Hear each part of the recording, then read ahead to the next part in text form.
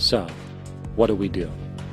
How do we stop a system of greed and corruption that has so much power and momentum?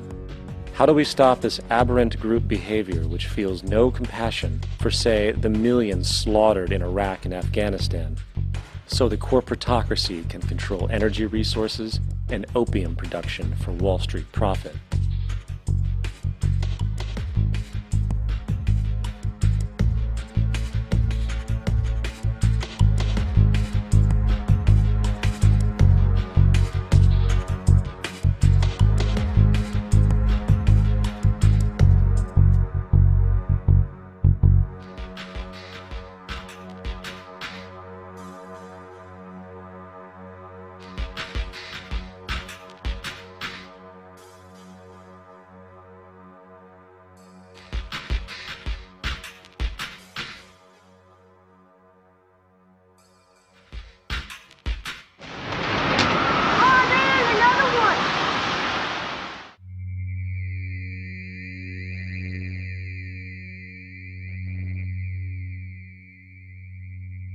How do we stop a system of greed and corruption that condemns poor populations to sweatshop slavery for the benefit of Madison Avenue? Or that engineers false flag terror attacks for the sake of manipulation? Or that generates built-in modes of social operation which are inherently exploitative? Or that systematically reduces civil liberties and violates human rights in order to protect itself from its own shortcomings? How do we deal with the numerous covert institutions, such as the Council on Foreign Relations, the Trilateral Commission, and the Bilderberg Group, and other undemocratically elected groups which, behind closed doors, collude to control the political, financial, social, and environmental elements of our lives? In order to find the answer, we must first find the true underlying cause. For the fact is, the selfish, corrupt, power, and profit-based groups are not the true source of the problem. They are symptoms.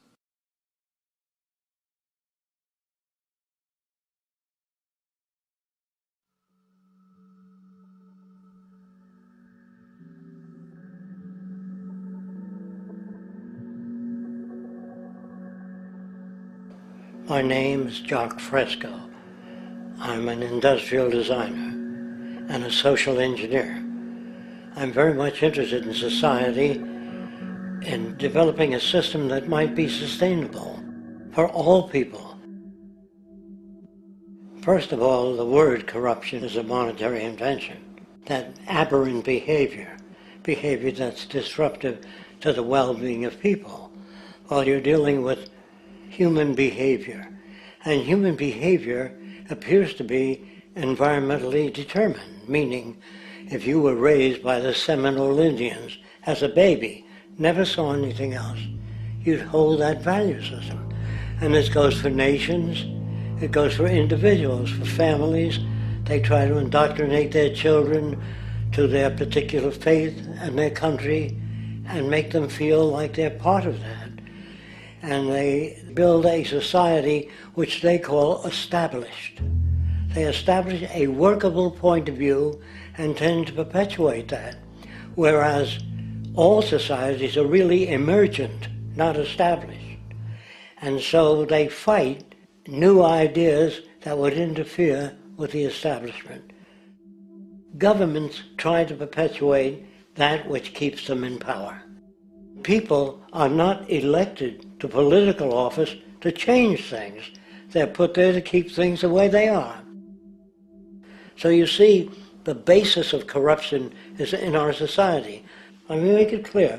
All nations then are basically corrupt because they tend to uphold existing institutions. I don't mean to uphold or downgrade all nations, but communism, socialism, fascism, the free enterprise system, and all other subcultures are the same. They are all basically corrupt. The most fundamental characteristic of our social institutions is the necessity for self-preservation. Whether dealing with a corporation, a religion, or a government, the foremost interest is to preserve the institution itself. For instance, the last thing an oil company would ever want is the utilization of energy that was outside of its control, for it makes that company less relevant to society. Likewise, the Cold War and the collapse of the Soviet Union was, in reality, a way to preserve and perpetuate the established economic and global hegemony of the United States. Similarly, religions condition people to feel guilty for natural inclinations, each claiming to offer the only path to forgiveness and salvation. At the heart of this institutional self-preservation lies the monetary system, for it is money that provides the means for power and survival. Therefore, just as a poor person might be forced to steal in order to survive, it is a natural inclination to do whatever is needed to continue an institution's profitability. This makes it inherently difficult for profit-based institutions to change, for it puts in jeopardy not only the survival of large groups of people, but also the coveted materialistic lifestyles associated with affluence and power. Therefore, the paralyzing necessity to preserve an institution, regardless of its social relevance, is largely rooted in the need for money or profit.